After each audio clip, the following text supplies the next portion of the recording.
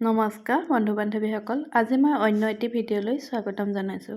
আহকচোন, মাছখিনি ধুনীয়াকৈ ধুই মেলি মই আগত মেৰিনেট কৰি ল'লোঁ আৰু পালেং, বিলাহী, আলু ধুই ধাই ৰেডি কৰি ল'লোঁ। এতিয়া কেৰাহীখন পাতি প্ৰথমতে মাছটো হাফ ফ্ৰাই কৰি ল'ম। ফুল ফ্ৰাই কৰি ল'লে সোৱাদটো কম পাওঁ খাই, সেইকাৰণে আমি আধা ভজাকৈয়ে বনাম। আহকচোন ভিডিঅ'টো চাবলৈ। মাছটো হাফ ফ্ৰাই কৰিয়ে অলপ ইলুটি শিলুটি কৰি ল'ম, অলপ কেঁচা গোন্ধটো যোৱালৈকে।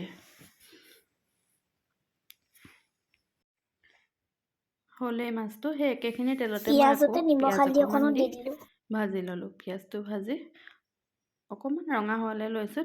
পালেং আৰু আলু দি দিলোঁ লগতে। পালেং আৰু আলুখিনি অকণমান সিজিবলৈ দিম।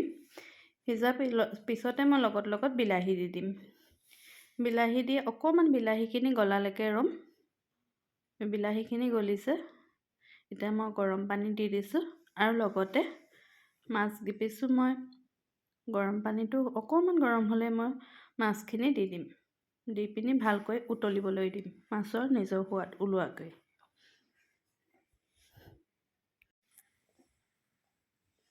ধুনীয়াকৈ উতলি থাকিব। উতলালৈকে মই ভাবোঁ বাৰীৰ পৰাই মই অকণমান ধনিয়া ছিঙি আনোগৈ। ঘৰৰ ধনিয়া অলপ ফুলিবলৈ লৈছে, আগতীয়াকৈ সিঁচা আছিলে এইখিনি। ছিঙি আনি